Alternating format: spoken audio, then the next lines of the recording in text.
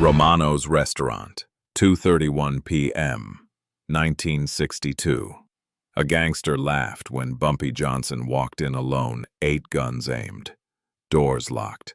One empty chair like a death sentence waiting. 90 seconds later, that same gangster got arrested, dragged out in cuffs while his own men watched in terror. How did one unarmed man turn laughter into a funeral without firing a single shot? The gangster laughed because he thought watching a man walk into his own execution was the funniest thing he'd see all week. The sound came out thick and wet, like something rotting in his throat. The kind of laugh that happens when you've already decided how many bullets it takes to turn a skull into an ashtray. 8 men lined the walls of Romano's back room, hands hovering near the iron tucked under their jackets, fingers twitching with the kind of anticipation that comes right before you put holes in something that used to breathe. The chairs formed a semicircle, jury seating for a trial that had already reached its verdict. One empty chair sat dead center under a bare bulb that made the leather look yellow and sick, like jaundiced skin stretched too tight over bone. That wasn't furniture. That was the last seat a man takes before his bladder empties and his knees forget how to lock. Bumpy Johnson pushed through the door at 2:31 in the afternoon. No backup. No piece pressing cold against his spine. Just a leather briefcase in his left hand and a face carved from stone that didn't know how to crack. The gangster's smile stretched wider when he saw that, teeth showing like a dog about to sink into raw meat. Eyes bright with the kind of joy that precedes screaming. This was the man who'd been gutting his operations like a butcher working through a side of beef, stealing his workers, bleeding his accounts dry. And now he'd walked in here like he was picking up his dry cleaning, instead of stepping into a room that smelled like gun oil and the sweat that comes from men waiting to kill. The gangster's fingers drummed on the table, a rhythm that matched his heartbeat, fast and hungry. "You got balls. I'll give you that," the gangster said, his voice thick with satisfaction, almost sexual in its pleasure. "Stupid balls. Pig balls. But balls." His men shifted along the walls, weight rocking from one foot to the other, hands drifting closer to the weapons that would turn this room into an abattoir. One of them, a thick-necked enforcer named Paulie, whose knuckles were scarred from breaking jaws, cracked his fingers so loud the sound bounced off the walls like snapping chicken bones. The doors behind Bumpy clicked shut with a sound like a coffin lid closing, the lock turning with a metal screech that was designed to make a man's bowels turn to water. That wasn't subtle. That was the sound of no way out. The sound that tells you the only door you're leaving through leads to a hole in the ground with your name misspelled on the marker. Bumpy didn't sit. He didn't move toward that empty chair that was supposed to break him down into a begging thing. He set the briefcase on the floor, slow and careful like he was placing a newborn, then took 2 deliberate steps backward toward the door, putting distance between himself and the killing zone. His hands stayed at his sides, open, visible, relaxed in a way that made the gangster's jaw clench hard enough to crack a molar. The room had been electric 5 seconds ago, voltage running through every man, the kind of energy that precedes broken bones and arterial spray. Now it was silent in a way that made the air feel thick and hard to pull into your lungs, like drowning in a room with no water. "The hell are you doing?" the gangster snapped, leaning forward in his chair, his smile starting to peel away at the edges like dead skin. "I said sit your ass down." His voice had an edge now, sharp enough to cut, confusion bleeding through the confidence like pus from a wound. Bumpy didn't answer. He just stood there, 2 steps from the door, looking at the gangster the way you look at a dog that's been hit by a car and doesn't know it's already dead, still trying to walk on legs that don't work anymore. The silence stretched like pulled taffy. 10 seconds, 15. The kind of quiet that makes your heartbeat sound like a hammer hitting meat. One of the waiters working the front room told a reporter later, after the bodies had been counted and the blood had been scrubbed from places blood shouldn't reach. That he'd worked restaurants for 23 years and never once felt a room go that silent while it was still full of men with pulses. He said it was like standing in a morgue where the corpses hadn't figured out they were supposed to lie down yet. The gangster opened his mouth, closed it, opened it again like a fish gasping on a dock. His hand moved toward the whiskey glass on the table, fingers wrapping around it tight enough to make the glass groan. Then letting go without lifting it because his hand was shaking too much to trust it not to spill. Paulie's hand went to his gun, palm wrapping around the grip, finger sliding toward the trigger guard, but he didn't pull it because nobody had given the word yet, and pulling iron without permission in this crew meant getting your teeth fed to you through a funnel. The air tasted like copper and old fear, the kind that seeps into wood and never leaves. "You deaf or just stupid?" the gangster barked, his voice harder now, trying to claw back control that was sliding through his fingers like water through a sieve. "I told you to sit your ass down before I nail it to that chair." Bumpy tilted his head, just slightly, the way you do when a child says something that doesn't deserve a response. Just observation. His eyes didn't blink. His breathing didn't change. He was waiting, not for permission or opportunity, just waiting for time to do what time does when you've already wound the clock and set it ticking. The gangster felt it then, cold and sharp in his gut like swallowing a razor blade, the realization that something had gone wrong in a way he couldn't see yet but could feel in his bones. "Say something," the gangster demanded, his voice climbing toward a shout, desperation creeping in like gangrene at the edges. "You walk in here, you don't sit, you don't talk. What the hell kind of play is that?" Bumpy took one more step back. Slow, deliberate. Not retreating, but making space for something the gangster couldn't see yet. The gangster's face twisted, rage and confusion bleeding together into something ugly, his fist slamming down on the table hard enough to make the whiskey glass jump and amber liquid splash across the wood like liquid gold spilling from a broken crown. "You think you're smart? You think this is some kind of game where you get to walk out?" Bumpy spoke for the first time since walking in, his voice low and flat, the kind of tone that doesn't ask questions because it already knows every answer and doesn't like any of them. "No, this is a clock." The gangster blinked, thrown off balance, not understanding, his brain scrambling to make sense of words that felt wrong. "The hell does that mean?" Bumpy didn't explain. He just looked at him.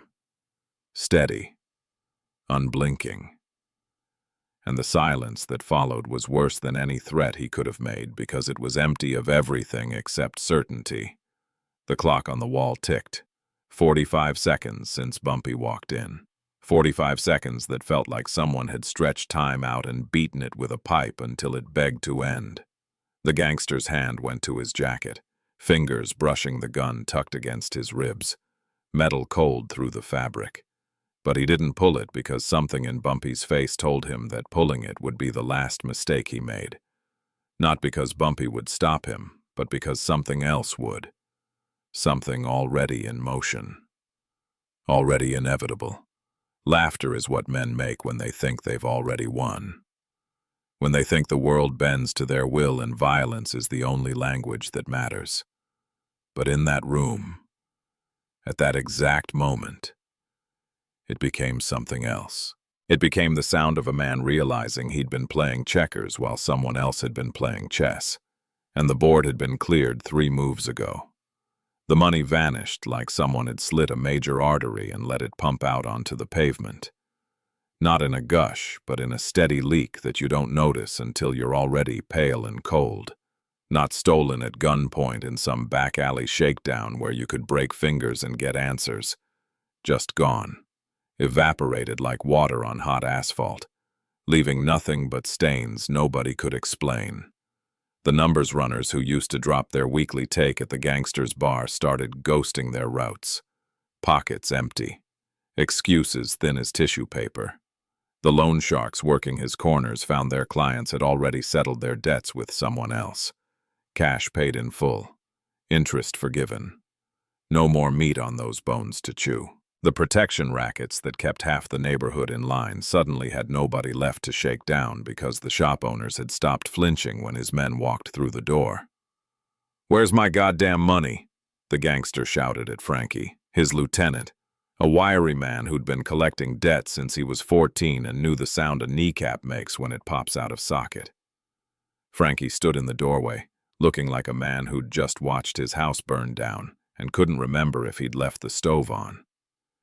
His hands were empty, palms up, a gesture of surrender that made the gangster's teeth grind.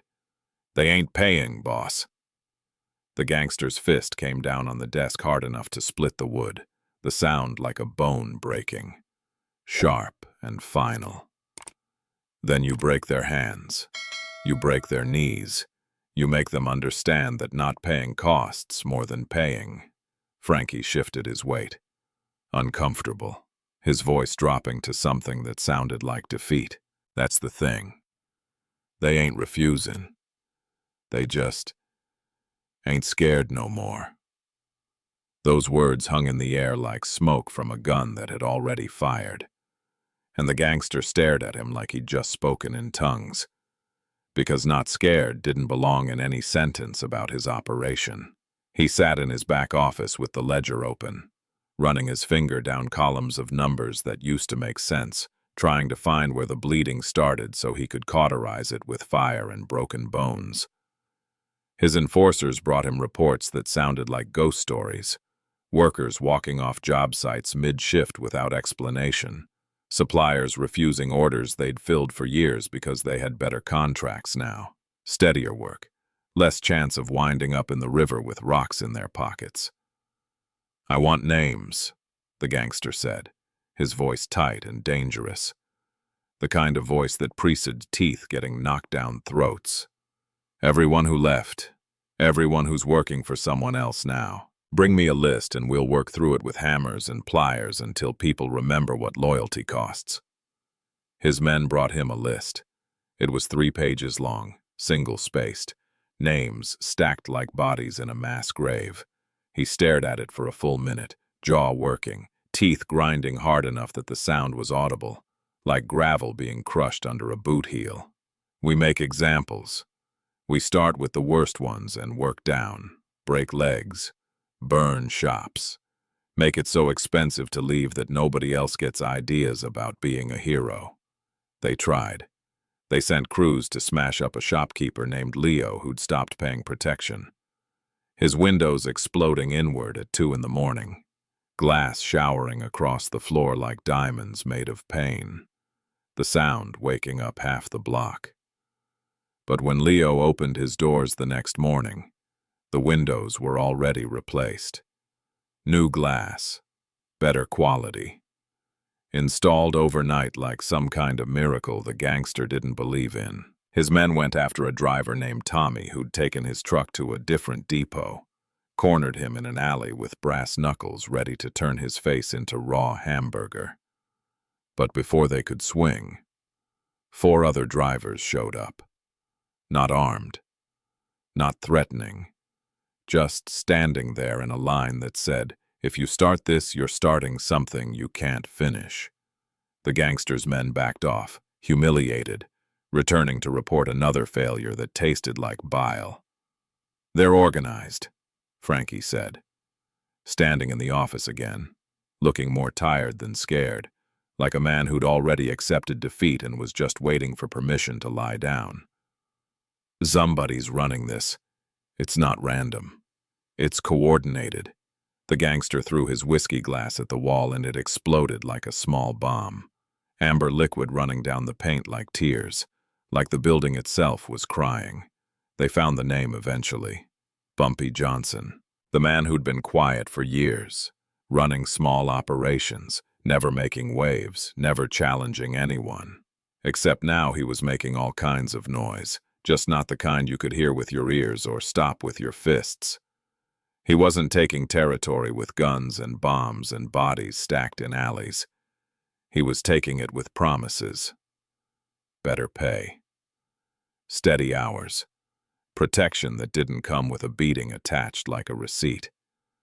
The people working the streets weren't stupid. They knew how to read which way the wind was blowing, and the wind was telling them the old rules were as dead as the men who'd written them. Federal agents who went through the gangsters' financial records years later, after the trials had ended and the witnesses had been relocated to places their names didn't matter anymore, said the ledgers told a story that nobody living through it understood until it was too late. Revenue dropped 43% in 3 months, 61% in 6, hemorrhaging cash like a gut-shot man bleeding out in an alley while people stepped over him to get where they were going. "We hit back," the gangster said, slamming his fist down again, this time hard enough to split the skin on his knuckles, blood welling up dark and thick. "We hit so hard people remember what happens when you cross us. We make it biblical." One of his top men, Sal, who'd been muscle since he could walk and had put more men in the hospital than most doctors, looked at him with something that might have been pity. "Boss, you can't fight this with fists. They're not challenging us.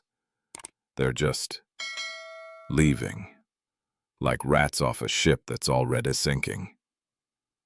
The gangster's hand shot out, fingers wrapping around Sal's throat, squeezing until the man's face turned purple and his eyes bulged like they might pop out of his skull and roll across the floor. "You say that again and I'll cut your tongue out, cook it, and make you eat it while it's still warm."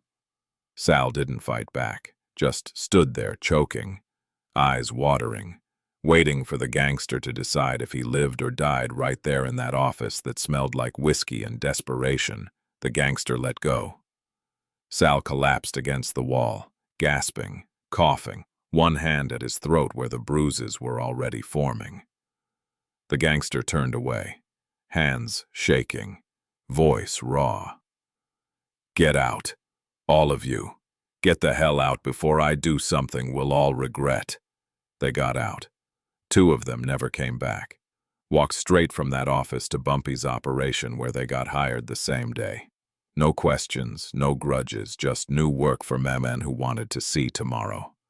Violence only works when it's the worst thing that can happen to you. When the threat of broken bones and shallow graves keeps people in line. But the gangsters' men were learning there was something worse than getting your face rearranged with a tire iron, and that was watching your future drain away while your boss raged about loyalty and respect that didn't pay rent or keep your kids fed. The invitation arrived on paper, thick enough to stop a knife, cream-colored with embossed lettering that screamed money and power and the kind of arrogance that comes from never having anyone tell you no and mean it. A kid delivered it at 9 in the morning. Couldn't have been older than 17. Wearing a suit 2 sizes too big and a face that said he'd been told not to wait for an answer or ask questions. Bumpy opened it standing in his kitchen, coffee going cold on the counter, and read it once. Slow, like he was studying a map to somewhere dangerous. Then set it down without his face showing a damn thing. The message was simple, polite even. The kind of politeness that comes right before someone gets their throat opened. A meeting. Tomorrow night. Romano's restaurant. 9 o'clock sharp. The gangster's name at the bottom, written in ink that looked like dried blood. "Don't go," Claudia said, her voice flat and cold as a mortuary slab. She handled Bumpy's money, balanced books, made sure nobody skimmed more than their agreed percentage. "That's not an invitation. That's a death certificate with your name already filled in."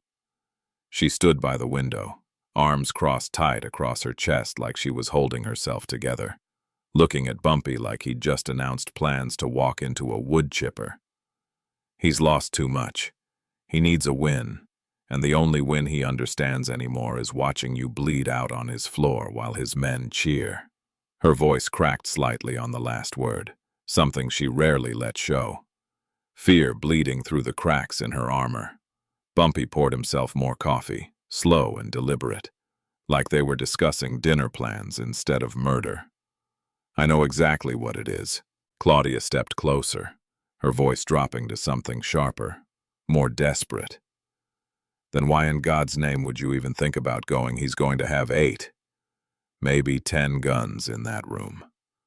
You walk in alone. You're not walking out. They'll put so many holes in you that you'll leak like a sieve. Then dump what's left in the river for the crabs to pick clean. He wants me scared, Bumpy said, setting the cup down with a soft click that sounded loud in the quiet kitchen. He wants me to refuse so he can tell everyone I'm a coward who talks big but runs when it's time to stand. Or he wants me to show up with an army so he can call it an invasion and rally what's left of his people to a war they'll lose but might hurt us in.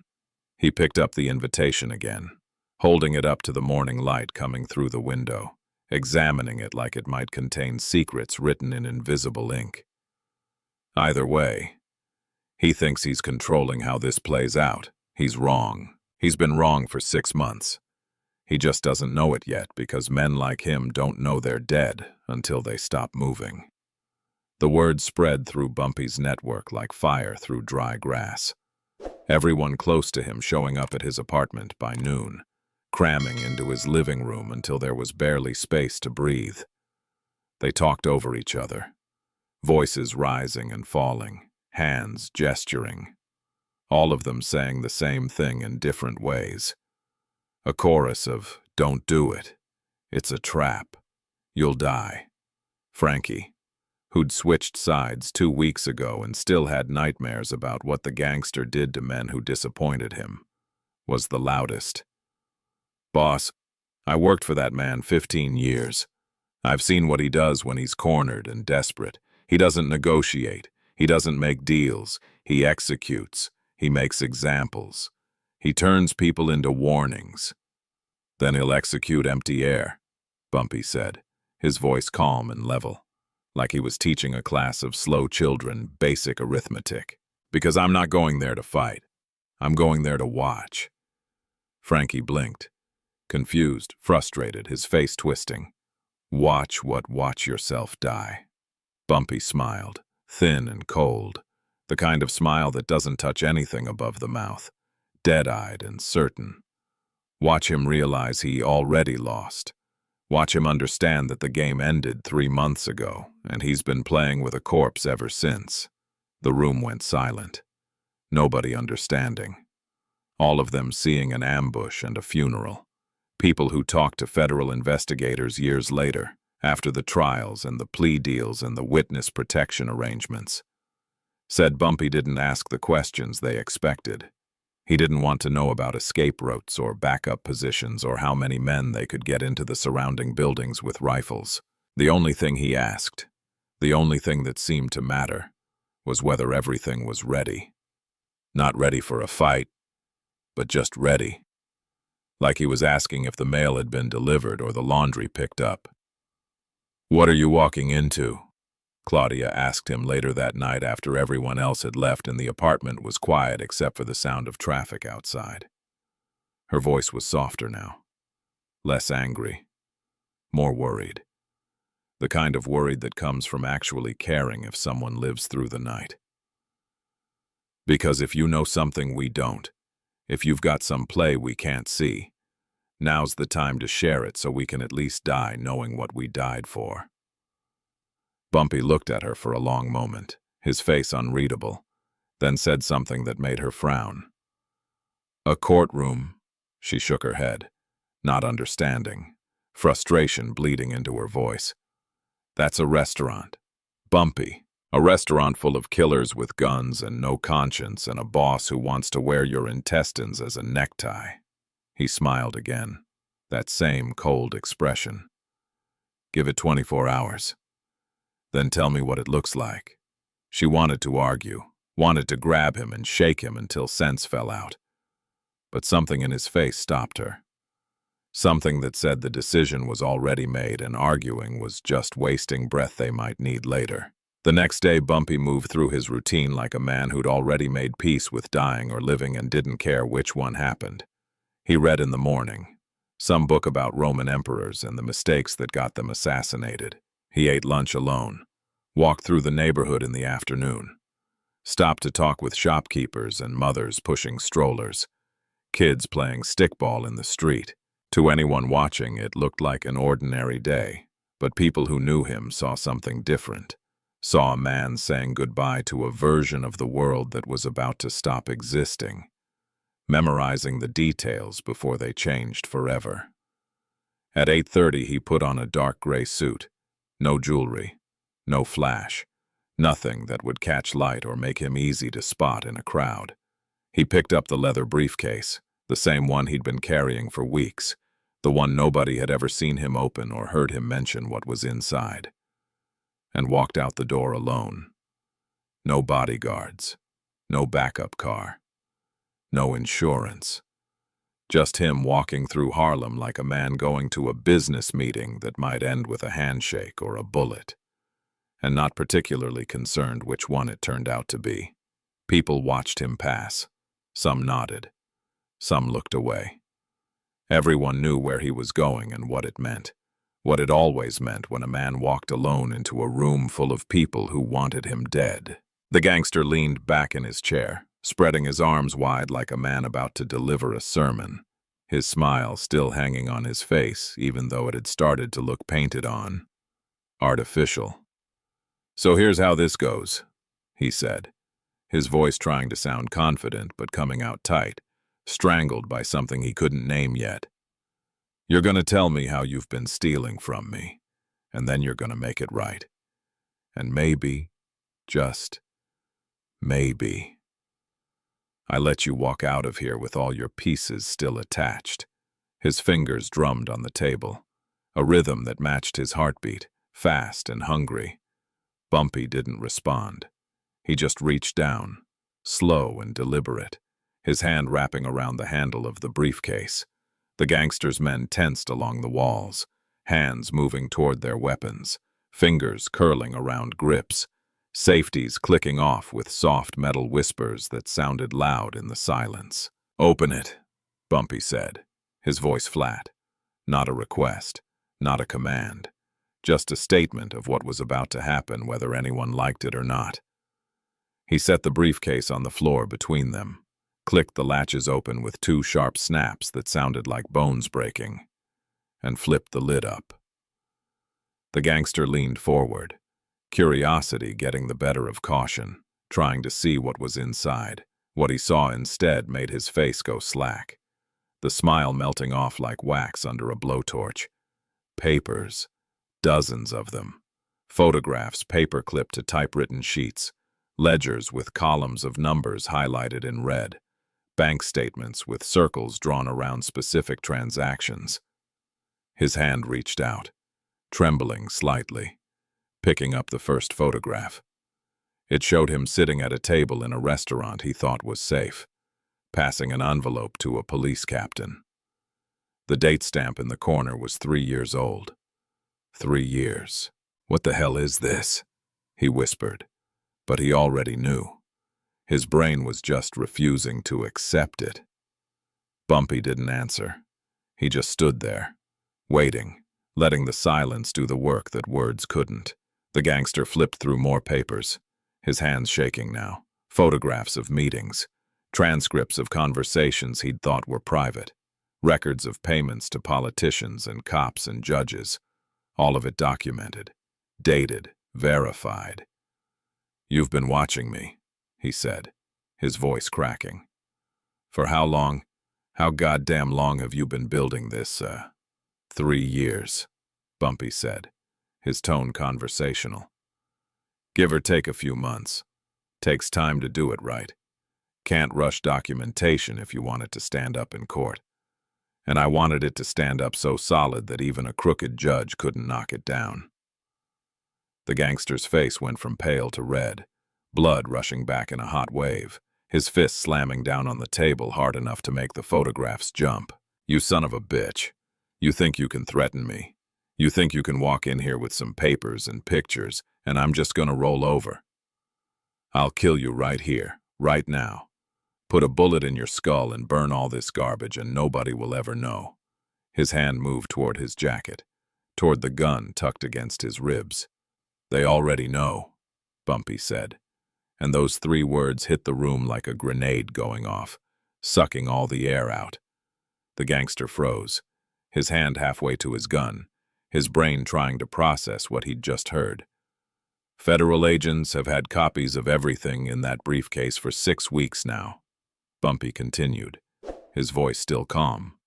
Photographs, ledgers, witness statements, bank records, the whole package tied up with a bow. They've been building their case, crossing their T's, dotting their I's, making sure everything is so airtight that when they move, it's over before you even know they're coming. The gangster's mouth opened and closed, words dying in his throat before they could form. "You're lying," he said, but his voice had no conviction, no strength, just the hollow sound of a man grasping at straws that weren't there. "Am I?" Bumpy asked, tilting his head slightly. "Then explain why half your crew has already been interviewed. Explain why your accountant hasn't been to work in 2 weeks. Explain why the captain in that photograph retired suddenly last month and moved to Florida, where the extradition laws are complicated." One of the men along the wall, Paulie, spoke up, his voice uncertain. "Boss, maybe we should listen to what he's saying. Maybe there's a way to fix this." The gangster spun on him, eyes wild, spittle flying from his lips. "Shut your mouth. Shut your goddamn mouth or I'll shut it for you permanently." But the damage was done, the seed of doubt planted. "This isn't a shootout," Bumpy said, his voice cutting through the chaos. "This is a legal execution. You're not fighting me. You're fighting time and paper and the justice system, and those don't bleed when you shoot them." The gangster stood up so fast his chair fell backward, hitting the floor with a crash. His hand went to his gun, yanking it out, the barrel swinging toward Bumpy's chest. "I'll kill you," he snarled, all pretense of control gone now. "I'll kill you and everyone who helped you and burn this whole goddamn city down if I have to." "Then do it," Bumpy said, not moving, not flinching. "Pull that trigger. Add murder to the list. Make it easier for them. Give them one more reason to bury you so deep you'll never see sunlight again." Court documents that surfaced during the trials that followed, documents that lawyers fought to keep sealed for years, showed that federal agents had indeed been building a case for 37 months, using informants and wiretaps and financial forensics that traced money through so many shell companies, it read like a textbook on organized crime. The gun shook in the gangster's hand, barrel wavering, his finger white on the trigger. But something in Bumpy's face stopped him. Violence kills people, ends them quick. But files kill entire lives, kill families, kill futures, kill you in a way that makes you wish you'd just taken the bullet. The problem with building a case that could destroy a man wasn't gathering the evidence. Bumpy had learned.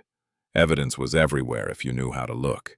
The problem was getting people to talk, to put their names on statements that would make them targets, to stand up in court and point fingers at men who'd built their reputations on making examples of betrayers. "I need you to testify," Bumpy said to a man named Vincent, a mid-level runner who'd been moving money for the gangster for 8 years. They sat in a basement apartment in the Bronx, curtains drawn, door locked, the air thick with cigarette smoke and fear. Vincent looked at Bumpy like he'd just asked him to cut his own throat. "You're out of your mind," Vincent said, his voice pitched high, almost breaking. "I testify. I'm dead. Not arrested, not roughed up, dead. They'll find me in a dumpster with my tongue cut out so everyone knows what happens to rats who talk." Bumpy leaned back in his chair, his face neutral. Not sympathetic, but not cruel either. Just factual. "You don't testify. You're dead anyway.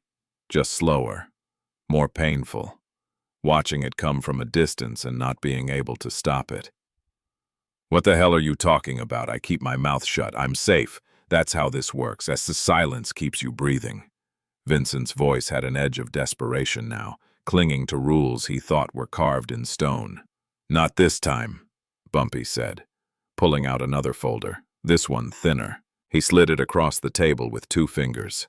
Slow, deliberate. Vincent opened it with trembling fingers, his eyes scanning the contents, his face going pale, then gray, then almost green. Bank records. His bank records, showing deposits that matched exactly with dates the gangster had moved large amounts of cash, payments that could be traced, documented, proven in court, dates, amounts, account numbers, and all of it laid out like a roadmap to a prison cell. "The feds already have this," Bumpy said, his voice quiet, almost gentle. "They've been building their case for 3 years. They have your signature on transaction slips. They have your fingerprints on ledgers. They have you on tape talking to the gangster's accountant about moving money through offshore accounts." Vincent's hands were shaking so hard now the papers rattled, his breath coming in short gasps. "I didn't know. Jesus Christ. I didn't know they were watching. I thought we were careful." His voice cracked on the last word. Bumpy nodded, not unkindly. "You were careful, just not careful enough. Nobody ever is when the feds decide they want you. They've got resources you can't imagine, patience you can't match." "So what are you saying?" Vincent asked, though he already knew, his brain just refusing to accept it. "I'm saying you have a choice," Bumpy said, leaning forward, his eyes locked on Vincent's. "You can testify. You can tell them everything you know. Dates, amounts, names, meetings, conversations, all of it. You cooperate fully, hold nothing back, and you get immunity from prosecution. You get relocated to somewhere nobody knows your name. You get a chance to start over. Clean slate, new life, new identity." He paused, letting that sink in, watching hope flicker in Vincent's eyes. "Or," Bumpy continued, his voice hardening, "you can stay silent. You can stick to the code. Keep your mouth shut. Be loyal to a man who'd throw you off a bridge if it saved him 5 minutes. And then you get crushed between 2 machines that don't care if you live or die." Vincent's shoulders sagged, the fight going out of him. "What machines?" he asked, his voice barely above a whisper. "The gangster kills you for being in the case at all, for being a liability, for knowing too much," Bumpy said, each word landing with weight. "Or the feds prosecute you as a co-conspirator, and you go to prison for 20 years where the gangster's friends will make sure you don't make it to year 2. The silence that followed was thick enough to choke on. "This isn't a threat," Bumpy said, his voice softer now. "This is math. Cold, hard, simple math. You testify, you live, you don't, you die. Maybe quick, maybe slow, but you die. That's just how the numbers work out when you're caught between the government and organized crime." People who worked the witness protection program during that era later told reporters that the late 50s and early 60s were when they saw something shift. It wasn't just about catching criminals anymore. It was about breaking entire organizations from the inside, turning their own people into weapons against themselves. "How do I know you're not lying?" Vincent asked desperately. Bumpy reached into his jacket slowly and pulled out a business card. Plain white, embossed lettering, Federal Agent, Southern District of New York. "You call that number right now. You tell him you're ready to talk, and he'll have a car here in 20 minutes. Vincent picked up the card, holding it like it might burn him, staring at it like it was a passport to a country he'd never wanted to visit. In the Mafia, loyalty was supposed to be sacred, but Bumpy had figured out something the old guard couldn't grasp. Loyalty only works when both sides hold up their end. When the choice is between betrayal and oblivion, most people chose breathing. Federal Agent Marcus Webb stood in a conference room in downtown Manhattan at 7:45, looking at a wall covered in photographs and string. The stakes were measured in years of prison time and lives destroyed or saved, depending on how the next 2 hours went. He checked his watch for the third time in 5 minutes, the second hand ticking forward with mechanical precision. 30 seconds off gets people killed, his supervisor had told him during training. Back when Webb still thought law enforcement was about catching bad guys and didn't understand it was about timing, Webb had been drilling his team for 2 weeks straight, running them through the raid like it was a military operation. 4 entry points, 6 agents per team, 16 seconds from breach to control of the room, 37 steps from the front door to the back room where the target would be sitting. Every step counted, every second measured, every movement choreographed so tightly that deviation wasn't possible. They'd rehearsed it in an abandoned warehouse that matched Romano's layout, running the sequence until muscle memory replaced conscious thought. "You understand your role?" Webb asked the man standing across from him. Bumpy Johnson nodded, his face calm, showing none of the tension that should be there for a man about to walk into a room full of armed criminals. "I walk in at exactly 9:14. I open the briefcase at exactly 9:16. I don't speak unless they ask me a direct question. I don't move toward any of them. I just stand there and let them see what's in front of them." His words came out smooth, practiced. Webb nodded approval, but his eyes were hard. "If shooting starts, you hit the floor, fast. Don't try to be a hero. Just get flat and stay flat until someone wearing a badge tells you specifically that you can move." Bumpy's expression didn't change. "There won't be shooting. He's not that stupid. He knows if he starts shooting feds, he's signing his own death warrant." His voice carried certainty, the kind that comes from understanding how people think when they're cornered. "People get stupid when they're cornered," Webb countered, not arguing, just stating facts. "Smart men do dumb things when they realize the walls are closing in. That's when they pull triggers they should keep holstered." His voice carried the weight of having seen operations go sideways. Bumpy shrugged.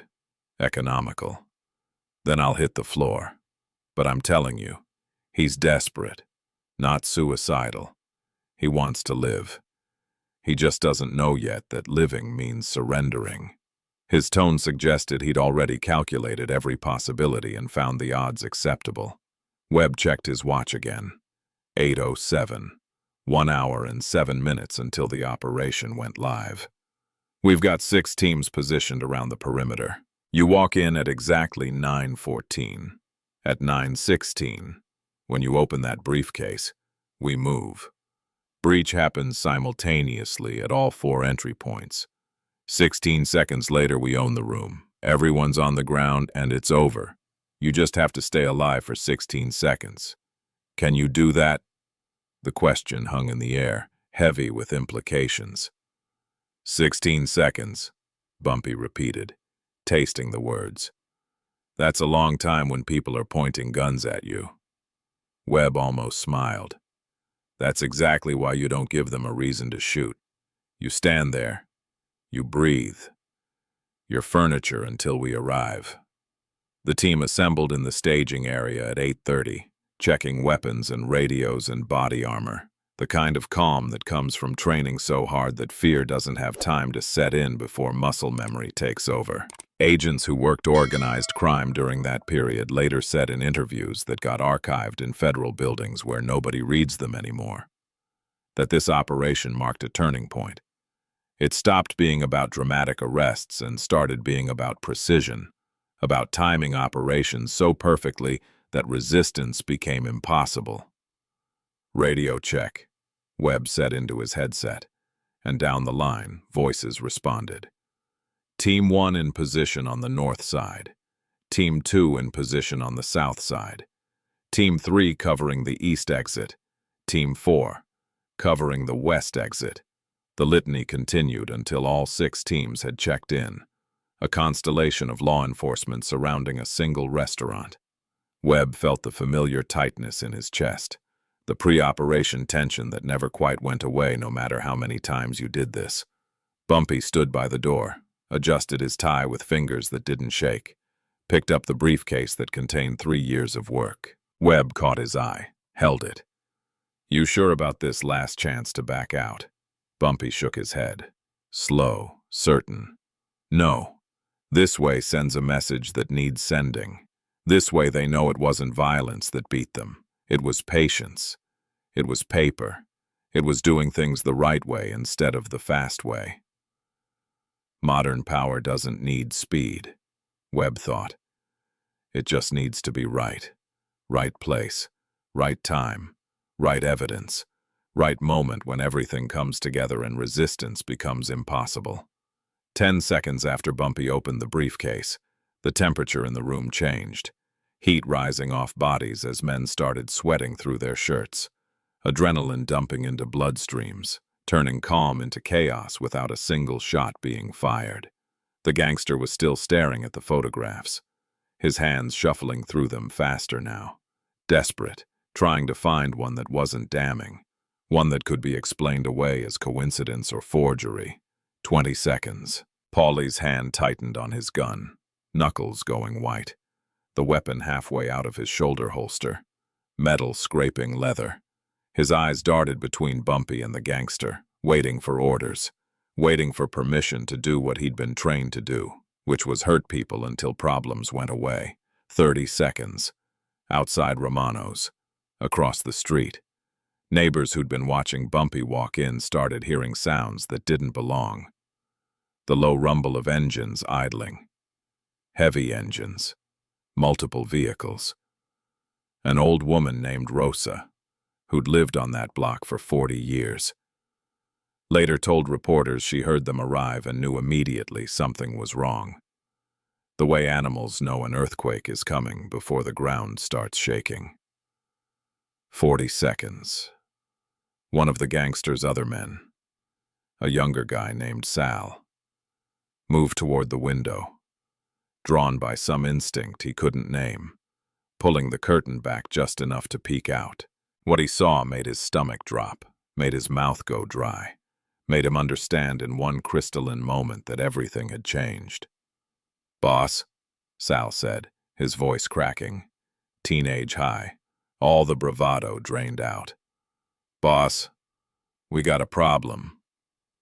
The gangster didn't look up from the photographs, still shuffling through them like he might find an exit hidden in the paper.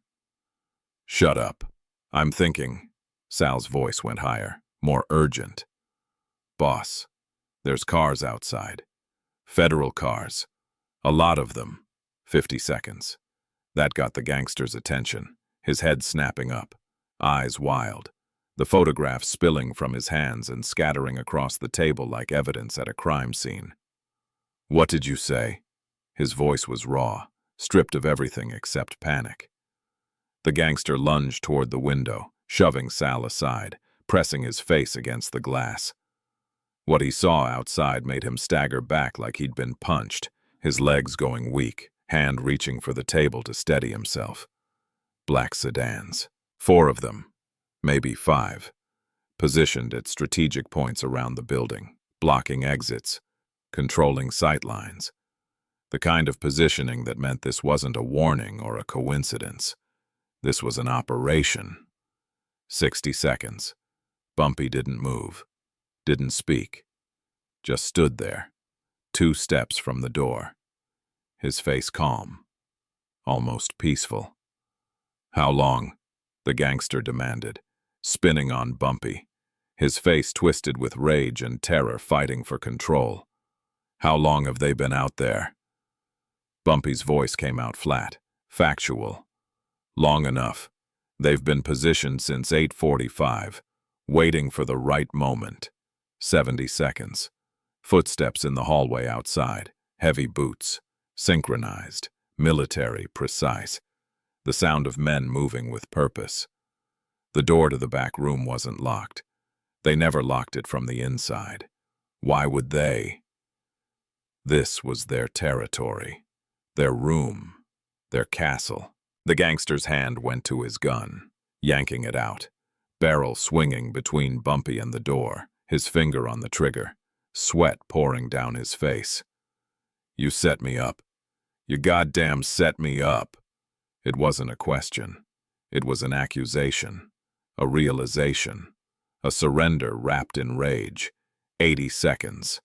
Paulie moved toward Bumpy. Gun out now, pointed at center mass. The kind of shot that doesn't miss. "I'm gonna put one right through your heart, you rat bastard." His voice was shaking, anger and fear mixing into something volatile. Bumpy looked at him. Not scared, not angry, just tired. "You pull that trigger. You're adding murder to the charges, making it easy for them. Is that what you want?" The words landed with the weight of logic cutting through emotion. 85 seconds. The footsteps stopped right outside the door. The entire room froze. Every man holding his breath. Fingers on triggers. Hearts hammering so hard you could hear them if you listened close enough. The silence stretched. Elastic. Ready to snap into violence or surrender. Bumpy spoke, his voice cutting through the tension like a blade through silk. Calm. Clear. Carrying authority he had no right to possess but wielded anyway. "Open it." 2 words. Simple. Direct. Not to the gangster. Not to his men. To whoever was outside that door. Listening. Waiting. 90 seconds. The door exploded inward. Not kicked. Blown off its hinges with a battering ram that turned wood into splinters and metal into twisted sculpture. Federal agents poured through the opening, weapons raised, voices shouting commands that overlapped into a wall of sound. Paulie tried to turn his gun toward the door. Got halfway there before an agent hit him low and hard. Tackle that drove him into the wall. Gun flying from his hand and skittering across the floor. The gangster's finger tightened on the trigger. Barrel pointed at Bumpy's chest. One last desperate attempt. He never got the shot off. An agent was on him before his finger could move that final millimeter. Hand clamping around the gangster's wrist, bending it back until bone creaked and the gun dropped. Clattering onto the table. The room became a blur of motion and shouting. Agents securing weapons. Zip-tying hands, reading rights. Bumpy stood exactly where he'd been standing 90 seconds ago. Hadn't moved, hadn't flinched. Agent Webb appeared at his elbow, not touching him. Just close enough to communicate protection. "You good?" Bumpy nodded, not trusting his voice yet.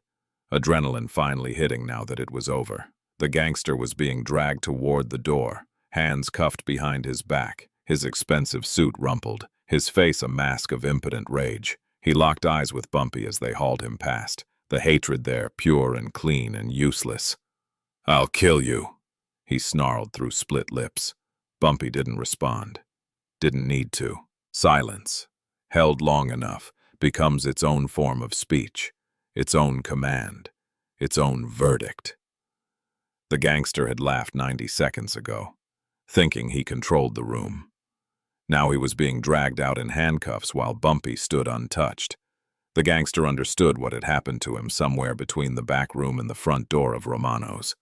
His brain finally catching up to reality, processing the magnitude of his miscalculation. But understanding came too late, the way it always does when you've already stepped off the cliff and gravity has made its claim on your future. He tried to plant his feet. Tried to slow the agents dragging him through the restaurant where normal people were still eating normal meals. Forks frozen halfway to mouths. Wine glasses suspended in air. "Wait," he said, his voice cracking. Desperation replacing the rage that had sustained him for the past 2 minutes. "Wait. We can talk about this." Agent Webb didn't slow down. Didn't acknowledge the plea. Just kept moving forward with the mechanical efficiency of a me who'd done this 100 times before. "You had your chance to talk. You chose to pull a gun instead. That ship sailed. One of the gangster's men, the one who'd been reaching for his weapon when the breach happened, made the mistake of not going down fast enough when ordered. The agent nearest him didn't hesitate, didn't give a second warning. Just swept his legs and put him on the floor with his face pressed against tile that still smelled like marinara sauce and broken dreams. The sound of that impact, body hitting ground, echoed through the restaurant louder than it should have, a percussive reminder that resistance was not only futile but painful. The other men in the back room, the ones who'd been ready to kill 30 seconds ago, went down easy after that, hands behind their heads, faces pressed to whatever surface was closest. The handcuffs clicked shut on the gangster's wrists with a sound like a door locking, metal on metal, final and irreversible. That sound, that specific click of ratcheting steel tightening until it stopped, was the punctuation mark at the end of a sentence that had taken 3 years to write. His expensive watch, a gold Rolex that cost more than most people made in a year, pressed uncomfortably against his wrist bone where the cuff dug in. He'd worn that watch like a badge of honor, a symbol of his success, his power, his ability to take what he wanted and keep it. Now it was just another piece of metal trapped between his skin and the handcuffs, cutting off circulation, reminding him that power was temporary. They pushed him through the front door of Romano's into the street where those black sedans were still idling, exhaust visible in the cool night air. A crowd had gathered, neighborhood people who'd heard the commotion, who'd seen the federal vehicles arrive and knew something significant was happening. Some of them had paid protection money to this man. Some of them had feared him. Some of them had worked for him. Now they watched him get stuffed into the back of a federal car. Hands cuffed, head pushed down to avoid the doorframe. The universal posture of arrest that strips dignity faster than any beating ever could. Bumpy walked out of Romano's 3 minutes after the arrest, his suit still clean, his breathing still steady, the briefcase back in his hand. He didn't look at the crowd, didn't acknowledge the stares or the whispers or the questions that hung in the air like smoke. He just walked, the same pace he'd used coming in. Not hurried, not slow. Just a man finishing a job and heading home. Agent Webb walked beside him for half a block, not speaking, just present, a silent acknowledgement of partnership in something that had required both the law and the streets to accomplish. "You did good in there," Webb said finally, his voice low enough that nobody else could hear. "Stayed calm. Didn't give them an excuse." Bumpy nodded once. Economical. Not needing praise but accepting the professional recognition. They never had time to think. That was the point. Webb stopped at the corner, watching Bumpy continue down the street, disappearing into the Harlem night like he'd never been the part of what just happened. There are moments in law enforcement, Webb thought, when the arrest is anticlimactic, when all the buildup and tension resolves in handcuffs and paperwork instead of gunfire and heroics.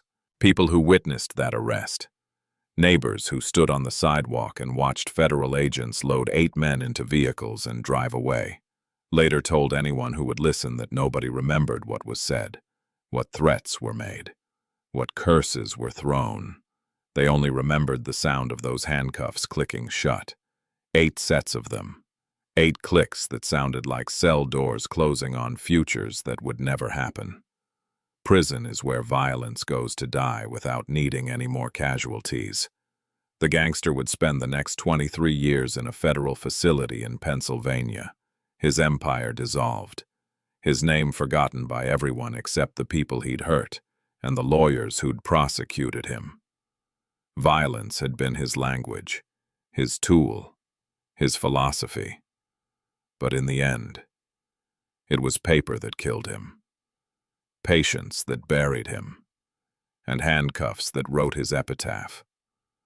The families went quiet after Romano's, not the kind of quiet that precedes a storm, but the kind that follows one, when everyone's assessing damage and deciding whether rebuilding is worth the cost. Word spread through the Harlem underworld faster than any newspaper could print it, carried on whispers and phone calls and the kind of intelligence network that exists in every neighborhood where people pay attention. The gangster was gone. Not dead. Which might have been simpler. Might have created a martyr or triggered a revenge cycle. Just gone. Disappeared into the federal system where appeals would be filed and denied, where years would pass in gray rooms with gray food and the slow erosion of everything that made you feel like you mattered. His operation collapsed within a week. Not violently, not dramatically, just deflated like a balloon with a slow leak. The people who'd worked for him scattered, some retiring, some switching to legitimate work, some finding new bosses who operated with different rules. The ones who didn't scatter got picked up by federal agents who'd been waiting, who had more names, more evidence, more handcuffs. Nobody tried to fill the vacuum he left. That was the strangest part. The absence of the usual territorial war that followed whenever a major player got removed from the board. The other families looked at what happened and did their math, calculated their odds, and decided that whatever Bumpy Johnson had built, it wasn't worth challenging. Harlem became something different after that night. Not peaceful, because poverty and desperation don't disappear just because one gangster goes to prison. But different. The casual violence that had been background noise for years. The shakedowns and beatings and intimidation that kept the money flowing up the chain. Diminished to the point where people noticed the absence. Shop owners stopped paying protection to anyone. Not because they were brave, but because nobody came asking anymore. The numbers runners who'd been bleeding money to 3 different operations found themselves working for one, with better terms, steadier pay, less fear that missing a payment meant broken fingers or worse. People started calling it the quiet revolution, though nobody knew who coined the term or when it started being used. It wasn't televised, wasn't reported in the mainstream papers, wasn't acknowledged by the politicians who claimed credit for crime reduction. It just happened, like weather changing, seasons turning, the way things shift when underlying conditions transform. Bumpy never spoke publicly about what happened at Romano's, never gave interviews, never wrote memoirs, never sought recognition for the 3 years he'd spent building a case that dismantled an empire. He just continued running his operations, smaller than what the gangster had controlled but more stable, more sustainable, built on different principles. The victory wasn't celebrated with parties or parades or public displays of power. It was acknowledged in quieter ways. The nod you got walking down the street from people who understood. The way conversations stopped when you entered a room. Not from fear, but from respect. The absence of challenges, of threats, of the constant testing that came with holding territory in a world built on violence. Bumpy understood something that most people in his world never learned, something that took him 43 years and a dozen scars to figure out. Violence is addictive because it's immediate, because it gives you results you can see and feel right now. You hit someone, they go down. You threaten someone, they comply. Cause and effect. Simple and direct. But violence is also expensive in ways that don't show up on ledgers. Every time you hurt someone, you create a debt that might come due years later, when you've forgotten about it, when you think you're safe. Every enemy you make by force is an enemy who's waiting for their moment, their chance, their revenge. Documentation doesn't have that problem. Evidence doesn't hold grudges. The law, for all its flaws and corruption, has a kind of patience that violence can't match. You build a case brick by brick, paper by paper, witness by witness, and when it finally moves, it moves like a glacier, slow and unstoppable and crushing everything in its path. The people who lived through that era, who saw the transition from the old rules to the new ones, who watched Harlem change from a war zone into something approaching stability, later struggled to explain it to outsiders who hadn't been there. There were no documents recording the new arrangement, no treaties signed, no public announcements of how things would work going forward. But everyone understood anyway, the way you understand unwritten rules that govern behavior in any community, the way you know not to sit in someone's regular seat at a diner, not to park in front of someone's house, not to cross lines that aren't painted on the ground but exist nonetheless. Bumpy had won, and winning meant the right to set terms, and the terms were simple: stability over chaos, business over bloodshed, the long game over the quick score. The real winners in any conflict aren't the ones who fight the hardest or shoot the straightest or hurt the most people. The real winners are the ones who make their opponents choose not to fight at all, who change the conditions so completely that resistance becomes pointless. Bumpy Johnson understood that. The gangster never did. And that difference, more than anything else, explained why one man walked out of Romano's and the other got dragged out in handcuffs. Bumpy won because he understood one thing the gangster never learned: violence wins today. Documentation wins forever. When someone crosses your line, you have two choices. You can hit them now, feel that immediate satisfaction, watch them fall, and spend the next decade watching your back. Or you can stay quiet, take notes, build your case brick by brick, and end them so completely they never recover. The gangster chose fists. Bumpy chose files. One man rotted in prison for 23 years. The other walked home that night and slept without nightmares. Which would you choose? Comment your answer below. Subscribe if you want more stories where power doesn't need to shout.